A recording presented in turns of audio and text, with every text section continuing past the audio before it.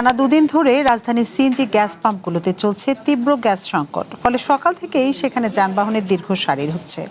এতে ভোগান্তিতে পড়েছেন চালকেরা। গাড়ির চালকদের অভিযোগ, আবারও সিন্ডিকেটের চিন্তা করছে কুচক্রী মহল। তবে পাম্প কর্তৃপক্ষ বলছে দ্রুতই এই সমস্যার সমাধান করা হবে।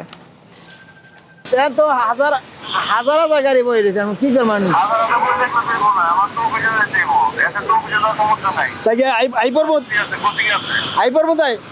এভাবেই গ্যাস না পেয়ে হতাশ অনেকেই। রাতভর অপেক্ষা করেও মেলেনি গ্যাস। ঘন্টার পর ঘন্টা অপেক্ষা করে ফিরে যেতে হচ্ছে চালকদের। গতকাল থেকেই রাজধানী সহ দেশের বিভিন্ন পাম্পে গ্যাস সংকট দেখা দিয়েছে। গ্যাস না পেয়ে বিপাকে পড়েছেন অনেক উবার চালকও।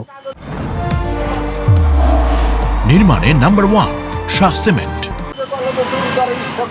এদিকে গ্যাসের অপেক্ষায় সড়কে থাকা দীর্ঘ লাইনে তৈরি হয়েছে যানজট।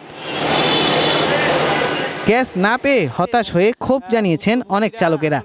সংকট তো না, এটা ওই যে গ্যাসের জন্য দাম বাড়ানোর জন্য মনে হয় তারা এমন করতেছে। সব পাম্পে এরকম সিন্ডিকেট চলতেছে। কিছুদিন আগে তেলের ক্রাইসিস গেল, এরকম ক্রাইসিস গেল, শেষমেশ দাম বাড়ালো, তেলের ক্রাইসিস শেষ হয়ে গেল। এখন কি গ্যাসের ক্ষেত্রে কি এটা হচ্ছে? গ্যাস তেল পুড়তেছে, তো মালিক এটা বুঝবে না, অফিস এটা বুঝবে না, মাঝখান থেকে ড্রাইভার হয় চোর। লাইনের গ্যাস নাই, কেউ সিরিয়াল দেবেন না ভাই, দয়া করে সবাই চলে যান। এদিকে যানজট এড়াতে পাম্প কর্তৃপক্ষ সরিয়ে দিচ্ছে গ্যাস নিতে আসা গাড়িগুলোকে। তারা বলছে গ্যাস নেই, তবে সংকট সমাধানের চেষ্টা চলছে।